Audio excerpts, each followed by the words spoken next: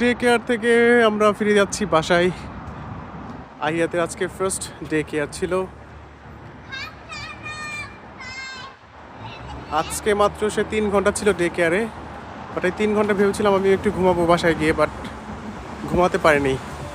কারণ day care থেকে যদি পিক আপ করতে দেরি হয়, প্রতি 1 মিনিটে $1 করে জরিমানা হবে। মানে 6টার সময় হচ্ছে পিক আপের লাস্ট সময়, মানে 6টা 1-এ যদি আপনি যান তাহলে আপনাকে $1 জরিমানা দিতে হবে আর কি।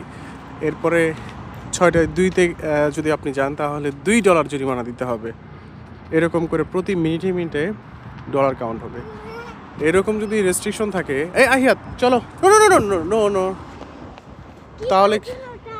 তাহলে কিন্তু ঘুম আর হবে না। আমি যে একটু ঘুমাতে চেয়েছিলাম, বাট আমি ধরফর করে উঠে গেছে আর কি।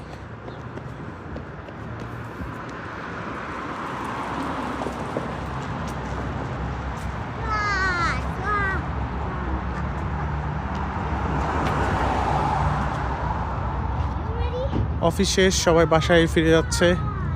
এখনও কিন্তু দিনের আলো যথেষ্ট পরিমাণে আছে। এখন 6টা বাজে, বাট 8:30 পর্যন্ত দিন থাকবে আর কি। সো আরও একটু সময় মানুষজন পাবে। কি সুন্দর একটা গাড়ি।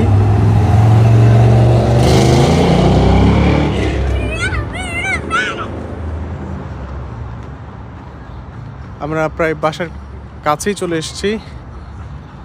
এই যে আমাদের বাসার পাশে গুডউইল স্টোরটা। Let's go. Let's go race, Baba. কোথায় Let's go race. রেস করবে? No, let's do a race. Race করবে? Race? Yeah. Ready, set, go.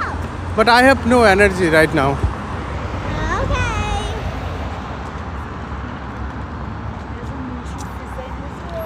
ওকে, দেখো এই যে এখানে সাইন দেওয়া আছে, আমরা রাস্তা পার হয়ে যাই। ওকে,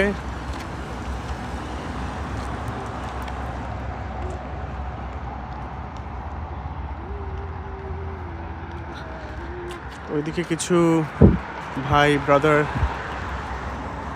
যাদেরকে গৃহহীন বলে তারা আছে। ইংলিশ বলা যাবে না, তাহলে কিন্তু বুঝে ফেলবে, রেগে যাবে। আমরা বাসার খুব কাছে চলে আসছি। আমাদের বাসা দেখা যাচ্ছে দূর থেকে। Life is not that easy in Canada.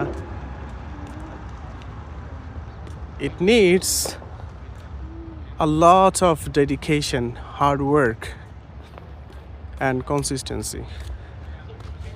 ভালো থাকবেন সবাই।